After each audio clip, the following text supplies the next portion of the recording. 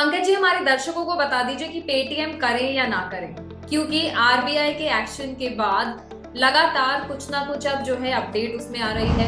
इसमें तो I think it's no rocket science की अब जो सबसे बड़ा फैक्टर रहेगा that would be we are rushing into general elections.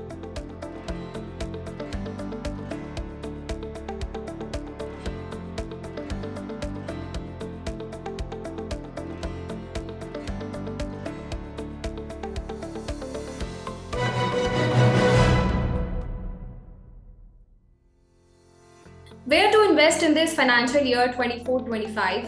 We have seen the interim budget, RBI policy announcement. So, what will be the major factors that will drive the market now? Which sectors are looking positive? आप कहां पर लगा सकते हैं पैसा? Hello everyone, welcome to the yet another episode of Phenomics only on Oh My Finance. मैं हूं आपके साथ चारू गर्ग। आज की वीडियो शुरुआत करने से पहले आपको याद है आपको क्या करना है? आपको चैनल को जरूर सब्सक्राइब कर लें और अपने फ्रेंड्स एंड फैमिली के साथ इस वीडियो को जरूर शेयर करें। We have today Pankaj Jain on the show. He is the director of SW Capital. Hi Pankaj, welcome to the show. Hi Charu, hello to all your viewers. So Pankaj, शुरुआत मेरा पहला सवाल मैं budget से ही करूंगी, because you know that interim budget सबने देखा। No major announcements were not so expected, but जो मेन हाईलाइट था वो था फिजिकल प्रूडेंस था, that was on infrastructure, agriculture, green growth and railways. So now everybody is waiting for the main budget after the new government forms. So, how do you rate this budget? To rate the budget on a platform of say on a scale of say 1 to 10, I think it may be difficult because it was a very neutral kind of budget. I think what market was expecting कि कुछ भी negative नहीं आना चाहिए, government की तरफ से कोई भी पॉपुलिस्ट मेजर नहीं आना चाहिए, ऐसा ना कोई संदेश आए कि government is not on the path of fiscal prudence, government expenditure बढ़ा रही है या जो एक हम बोलते हैं नॉन कैपिटल एक्सपेंडिचर बढ़ा रही है। तो आई थिंक उस मामले में I think what our finance minister did was a very excellent kind of theme she has given, that it's absolutely no nonsense budget. जो path of fiscal prudence हैगा, जो 5.8% fiscal deficit की उन्होंने बात की है, and she has assured that और इसके अलावा the kind of commentary government and FM was giving, I think they seem to be very confident of bouncing back into the government after the general elections, and they've said कि जो हमारा main budget होगा once we are back into the government, उसके अंदर हम बहुत सारे और इश्यूज केटर करेंगे and will definitely maintain the path of fiscal prudence and that is what was like by the market. और जिस तरह से वो कह रहे हैं कि अभी 5.8 फिस्कल डेफिसिट की बात कर रहे हैं और आने वाले वर्ष 2-3 साल में we would be back to that 4.5 kind of fiscal deficit जो कि एक बिफोर कोविड बात हो रही थी। So I think all in all it's a very positive, optimistic kind of budget, nothing negative in the budget, and many proactive measures which have been sort of promised once they are back into the power back. So budget की बात हो गई, RBI policy का announcement भी हमने last week देख लिया with the no change in the repo rate. So earning season को भी बाजार का इंतजार था, जो कि हालांकि अर्निंग सीजन भी खत्म होने वाला है। So, you know, like, what will be the factors now? How is the market going to perform in future? And what will be the key factors that to look out for? इसमें तो I think it's no rocket science की अब जो सबसे बड़ा factor रहेगा that would be we are rushing into general elections. 2 से 3 महीने के बाद जनरल इलेक्शंस होने वाले हैं. That's a very major event. That's a very major upcoming event. और मार्केट्स जिस तरह बिहेव कर रही हैं, markets are already sort of discounting the pattern that the current incumbent government would be back into the power and with maybe much better majority. तो हमारी markets उस तरह बिहेव कर रही है और मेरा सिर्फ आपके व्यूअर्स को ये एक सचेत करने वाली बात है कि one would have to be cautious about कि कहीं ऐसा तो नहीं इवन बिफोर इलेक्शंस मार्केट एक सैचुरेशन लेवल पे पहुंच गई है। मार्केट ऑलमोस्ट सारी चीजें डिस्काउंट, सारी positivity of the elections they have been discounted beforehand, और ऐसा ना हो कि once we are into that era of post elections कि हम एक करेक्शन मार्केट में देख ले, तो उस चीज के लिए आई थिंक मार्केट को सचेत रहना पड़ेगा। बट उसके अलावा आई थिंक जो आरबीआई पॉलिसी है, आई थिंक आरबीआई पॉलिसी में भी आरबीआई गवर्नर काफी कॉशियस थे एंड ही सेड कि अभी मैं I won't rush into cutting on interest rates and जो उन्होंने टाइटनिंग की बात की है, चाहे वो माइक्रो फाइनेंस के लिए हो, चाहे वो एनबीएफसीज के लिए हो, I think that is also a sort of welcome step. I think that shows the financial stability of our market and financial governance of our system. तो सारी चीजों में मेरे को लगता है कि मार्केट्स काफी मैच्योर ढंग से अभी तक बिहेव कर रही हैं, but one will have to be cautious कि ऐसा ना हो कि इलेक्शन से पहले मार्केट एक स्मॉल टाइम जैसे बबल स्टेज में तो नहीं पहुंचती है, but that could be seen से after about 6 weeks kind of. तो ये एक रिलीफ है अभी तक आम आदमी के लिए, क्योंकि यू नो जहाँ रेपो रेट बढ़ा, लोगों को चिंता हो रही थी कि उनकी लोन की भी ईएमआई बढ़ जाएगी। And you know as per the data जो है लास्ट फरवरी में जो है वो रेट्स बढ़े थे, and this is the 7th time जो अभी अनचेंज रहा है। So, do you see the possibility of rate cuts this year? नहीं, इस ईयर में तो रेट कट की काफी अच्छी संभावना है, और ये भी मेरे को लग रहा है कि markets interest rate विज़ interest rate प्लेटू out तो हो गई है। आई थिंक अब जो एक ऊपर का जो एक प्लेटू बनना था इंटरेस्ट रेट्स का, दैट हैज बीन फॉर्म। और अब रेट कट्स कब होते हैं, कितने परसेंटेज पॉइंट पे होते हैं, कितने बेसिस पॉइंट पे होते हैं, I think that would have to be scene.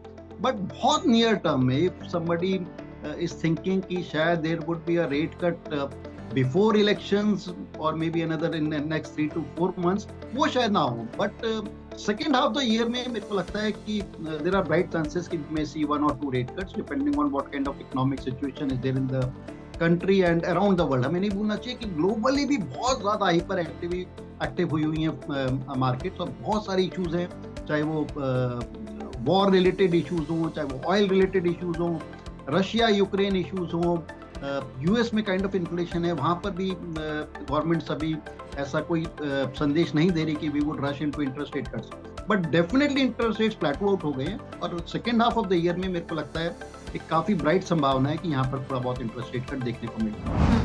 चलिए अब इससे थोड़ा सा हट के बात करते हैं, पीएसयूज की बात करते हैं। सो पंकज जी, गवर्नमेंट का हमने जो हाल ही में पुश देखा, and you know we have seen the PSUs जो काफ़ी अच्छा रन अप रहा है इन दी recent times, and in fact some stocks that have performed like 101%, they have given the return in 1 year, and I was looking today some data जिसमें था even by 300 or 400% for some companies, because obviously government का main focus है and they are receiving more orders. So like how do you see, will this momentum continue? और banking को भी हम देखें, PSU banks में भी जो एक सर्ज देखा है as compared to the private bank, because HDFC के भी हमने नंबर देखे एचडीएफसी बैंक के।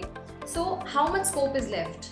Charu ji, I think one would have to be very selective in this. What has happened in the market in I would say last 6 to 8 weeks, especially 1.5-2 महीने में, across the board run up आ गया है PSU stocks में। I think it started with railway stocks, started with defense stocks, and defence के अंदर हमने देखा था it was based on very decent fundamentals, very decent जो स्ट्रॉन्ग इनकी ऑर्डर बुक्स पड़ी थी, जिस तरह के इनके क्वार्टरली रिजल्ट्स इंप्रूव हुए थे, और जिस तरह से हम देख रहे थे कि गवर्नमेंट ऑफ इंडिया एक डोमेस्टिक डिफेंस सेक्टर को काफी पुश कर रही थी, काफी सेक्टर को प्रमोट कर रही थी, और उसको मद्देनजर रखते हुए आई थिंक वो पुश एक बेस्ड ऑन फंडामेंटल्स था। उसके अलावा जो रेलवेज में भी देखा हमने, certain companies in railways definitely deserved higher valuation जो हो गई थी, but कुछ एक company they started running just because they were part of the railway sector और PSUs में पूछा रहा था। Similarly जो PSUs जनरल बास्केट में भी हम देखें तो कुछ एक शायद एक्स्ट्रा पुश आ गया है इस टाइम में, कुछ एक कंपनीज मेरे को लगता है कि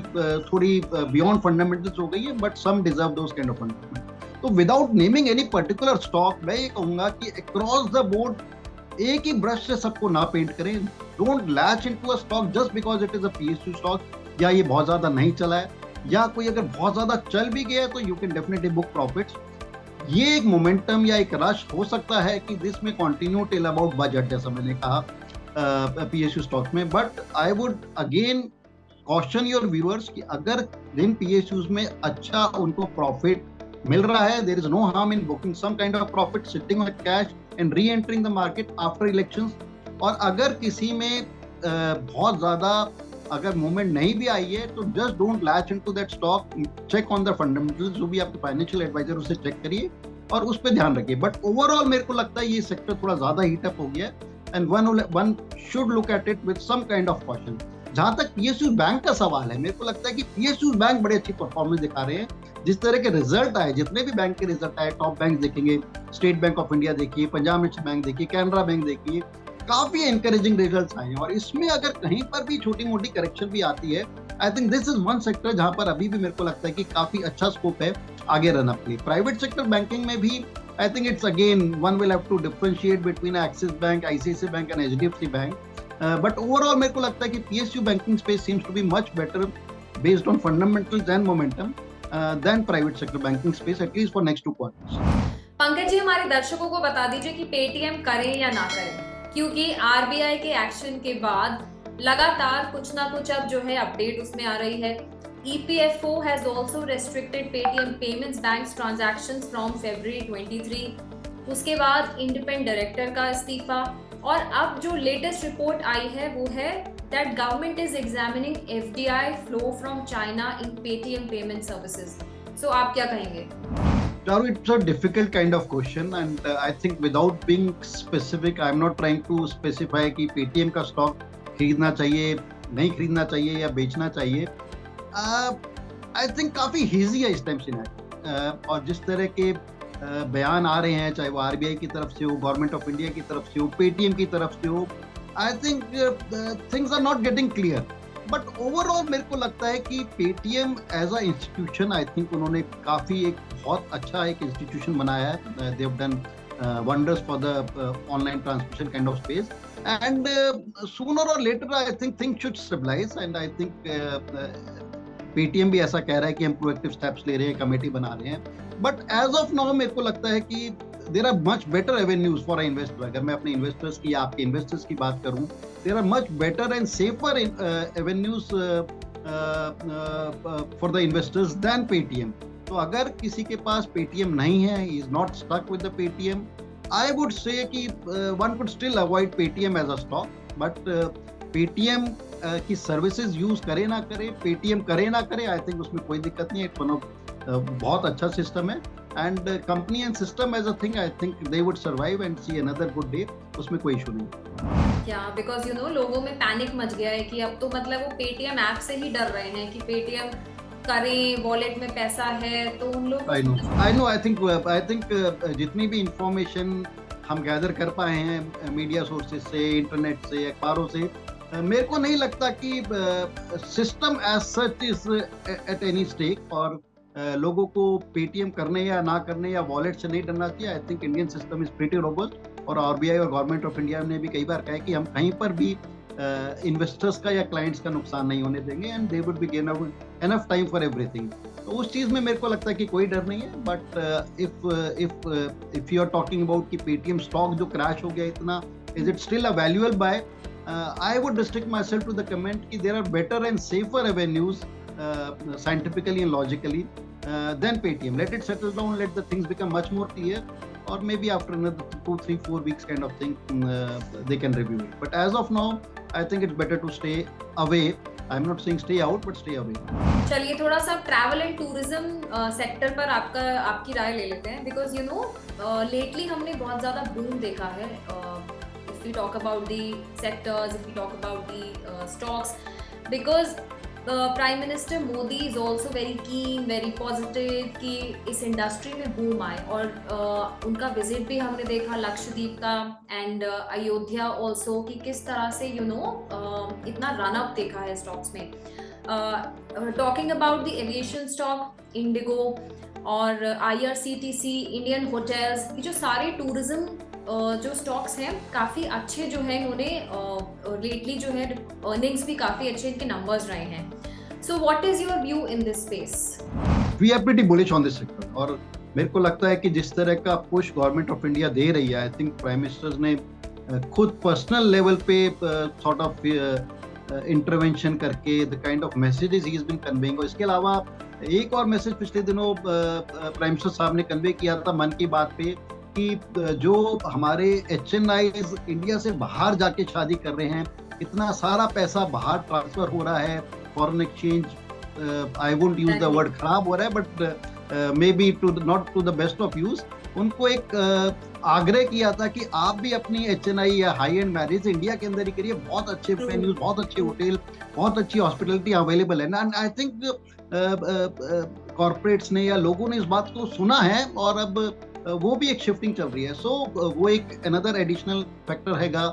उसके अलावा एफएम ने, गवर्नमेंट ऑफ इंडिया ने, प्राइम मिनिस्टर साहब ने, सब ने ऐसा कन्वे किया है कि the kind of push we have given to this tourism sector, आने वाले वक्त में अपने नए कार्यकाल में हम इस सेक्टर को और ज्यादा पुश देंगे। So I think things seem to be very good for this sector. Highways में जिस तरह से डेवलपमेंट हुई, आई थिंक ट्रैवल उसकी वजह से भी और बढ़ गया है। पोस्ट कोविड जिस तरह से pent up demand I, I think वो किसी भी तरह कम नहीं हो रही है, चाहे वो रिलीजियस टूरिज्म हो, लेजर टूरिज्म हो, business tourism हो, I think that is increasing day by day. And on the negative side, I think though it is good for the industry, good for the hotel, I think जो एक cost for a luxury tourism, cost for stay at a luxury hotel, वो भी काफी बढ़ गई है. But that augurs very well for hotel sector. जो उनके listed stocks है, I think उनको बहुत ही फायदा हो रहा है. उनकी बैलेंस शीट में देखा जा रहा है पिछले 2-3 क्वार्टर से, और हमारा ये मानना है कि अगले 2, 4, 5, 6 क्वार्टर्स और भी बहुत अच्छे रहने चाहिए. तो इस स्पेस में without naming any particular stock, जो भी अच्छे लिस्टेड स्पेस में है, स्टॉक्स बढ़ गए हैं. और जहाँ पर कॉर्पोरेट गवर्नेंस अच्छी है, मेरे को लगता है अभी भी काफी अच्छा इसमें सॉर्ट ऑफ रिटर्न रेशियो हो सकता है आने वाले वर्ष 2024 में. So as a whole I think tourism sector में, हॉस्पिटैलिटी सेक्टर में हम काफी बुलिश रहेंगे. और चाहे वो एयरलाइन सेक्टर हो, ओनली एयरलाइन सेक्टर में ओनली इश्यूज रहता है कि क्रूड ऑयल का और देखना पड़ता है कि कहीं ऐसा ना हो कि बीच में कई बार हो जाता है. But IndiGo as airlines I think is doing tremendously well, so that should continue. IRCTC ठीक है, स्टॉक में थोड़ा ज्यादा रन अप आ गया था. Again, I think that is company which is doing well. Some of the hotel companies are doing exceedingly well. But to generalize the view, whether tourism, hotel, travel kind of a sector is good enough to stay invested for next 2, 3, 4 quarters, I think it is good enough. इसमें बस ये ध्यान रखें कि जहाँ कंपनियां अच्छी हैं, जहाँ कॉर्पोरेट गवर्नेंस अच्छी है, बैलेंस शीट अच्छी है, अगर आपको पर्सनल लेवल पे नहीं समझ आती तो अपने किसी फाइनेंशियल एडवाइजर से समझिए. तो इसमें जो भी आपके जो दिग्गज काउंटर्स है, I think they would continue to do well. आपने खुद ही वो बात छेड़ दी पंकज जी. मैं ये सवाल मैं आपसे पूछने ही वाली थी, क्योंकि लास्ट हमने एक पॉडकास्ट करा था डेस्टिनेशन वेडिंग पे. जब मैंने डेटा निकाला था तो you know more of the celebrities तो हैं ही, and more of the common people also, they are following this trend कि अब इंडिया से बाहर जाके ही वो डेस्टिनेशन वेडिंग करेंगे. तो ये हालांकि पीएम मोदी का बहुत अच्छा उन्होंने एक आग्रह करा है कि आप जो है वो करेंसी इंडिया में ही रहे. बिल्कुल चालू, आई थिंक एक बहुत अच्छी मुहिम है, एंड आई थिंक कंट्री के लिए बहुत अच्छा है. हम भी देखते थे, अपने आसपास भी हम देखते थे कुछ एक, चाहे वो रिलेटिव्स हो, फ्रेंड्स हो, the kind of extravagant marriage that were taking place outside India. उसमें कोई दिक्कत नहीं है, आई थिंक उसमें कोई इशू नहीं है. बट अगर वही पैसा आप सोचिए कि अपनी कंट्री में खर्च हो रहा है, तो कितना ज्यादा एक ट्रिकल डाउन इफेक्ट आता है नीचे. हर सेक्टर्स को, कितने सेक्टर्स को उससे काम मिलता है, कितनी इकोनॉमी को बूस्ट मिलता है. तो आई थिंक ये बहुत ही अच्छी मुहिम है, and people have taken it very seriously. चाहे वो ऊपर के जो people who are organizing these kind of weddings, I think they have taken very seriously. जो लोग इसको जो एक इसका क्लाइंट बेस था, जो लोग बाहर करने की सोच रहे थे, आई think they have taken it very seriously. So I think it's a very good move for the country, good move for the economy, and overall I think बहुत ही अच्छा मुहिम है ये. क्योंकि हमारी कंट्री में भी एक से एक डेस्टिनेशन है, but people doesn't want to explore it. So now absolutely I think नहीं, I think now people are exploring them. बहुत अच्छे हर तरह के डेस्टिनेशंस यहाँ पर, चाहे राजस्थान टूरिज्म देख लीजिए आप, गोवा टूरिज्म देख लीजिए, हिल स्टेशन टूरिज्म देख लीजिए. I think Kashmir, every kind of destinations are available, and we have wonderful hotels. Facilities भी काफी अच्छी है, और इस तरह का गवर्नमेंट का पुश है, मेरे को लगता है फैसिलिटीज आने वाले वक्त में और इम्प्रूव भी होंगी. तो I think it's a win win situation for most of the people. चलिए पंकज जी, एक आखिरी सवाल आपसे होगा इस पॉडकास्ट पर. टूरिज्म सेक्टर की ही बात हो रही है, कुछ आप जस्ट पॉजिटिवली आप कुछ बता सकते हैं कि किस पे जस्ट एक वॉच रख सकते हैं, कुछ कंपनीज पर? चारू देखो, अगेन पर्टिकुलर कंपनी का तो मैं नाम नहीं लूंगा, but I think there are some sectors which are seeming to be pretty strong, bullish and riding on a good momentum. और सिर्फ एक जो जोकर इन द पैक जैसा मैंने बोला, is only general elections हैं. Market is moving with a certain anticipation, and most probably that should happen. तो उस चीज को एक मद्देनजर रखें, उस चीज को ध्यान रखें कि ऐसा ना हो मार्केट उससे पहले ही सैचुरेट हो गई है, या there is always there is always a very outside chance कि थोड़ी बहुत डिसअपॉइंटमेंट उसमें देखने को ना मिल जाए, तो उस चीज को मद्देनजर रखिए, sit on some bit of cash for that kind of event. उसके अलावा मेरे को लगता है कि देयर आर सम सेक्टर्स, जैसे कि अभी हम बीच में बात भी कर रहे थे, something like a PSU banking sector, something like a hotel sector, I think something like defence sector, जो कि काफी आई थिंक इन्फ्लेट हो गया है, बट अगर कहीं पर भी थोड़ी बहुत सीरियस करेक्शन आया, I think there are some wonderful companies which can still do pretty well on next 2-3 year kind of a horizon. उसके अलावा आई थिंक जो 2-3 सेक्टर काफी मैच्योर हो गए हैं, mature in the sense mature तो खैर पहले भी थे, एक हाइबरनेशन के बाहर आ रहे हैं। I think technology and pharmaceutical, बहुत ही अच्छे रिजल्ट फार्मास्यूटिकल सेक्टर के देखने को मिले हैं। टेक्नोलॉजी के रिजल्ट इतने अच्छे नहीं थे, बट काफी एंकरेजिंग साइन दिए हैं टेक्नोलॉजी, एंड देव सेड कि आई थिंक थिंग्स बॉटम आउट हो गई है, खासतौर से यूएस मार्केट में, और बहुत अच्छी वैल्यूएशन पे टेक्नोलॉजी और फार्मा स्टॉक्स अब हमारे को देखने को मिलते हैं। So I think these are some kind of investment themes which we have been guiding to our well-wisher, our clients, और मेरे को लगता है कि इन themes पे अगर आदमी realistically follow करेगा, अपने आप को बहुत ज़्यादा ओवर एम्बिशियस होके जंप इन नहीं करेगा मार्केट में, waiting for the right time to invest करेगा, तो I think there is no reason why one should go wrong. तो these are some things which we have been advocating. इन themes पे अच्छे में पैसा लगेगा। तो वर्ष 2000 पर on a general basis, we believe that year 2024 seems to be a very strong year for an economy, a country and stock market. So there is no way one could not make money अगर इन themes में अच्छी तरह सोच समझ के पैसा लगाए। चलिए, thank you so much Pankaj ji, बहुत बहुत शुक्रिया आपका बातचीत करने के लिए, and thank you for joining in. Thanks for having me, all the best to you and your viewers. Thank you. तो आज इस पॉडकास्ट में इतना ही, लेकिन फटाफट से आप इस वीडियो को लाइक कर दीजिए और अपने फ्रेंड्स एंड फैमिली के साथ शेयर करिए, चैनल को जरूर सब्सक्राइब करिए। आज इतना ही, सी यू नेक्स्ट वीक।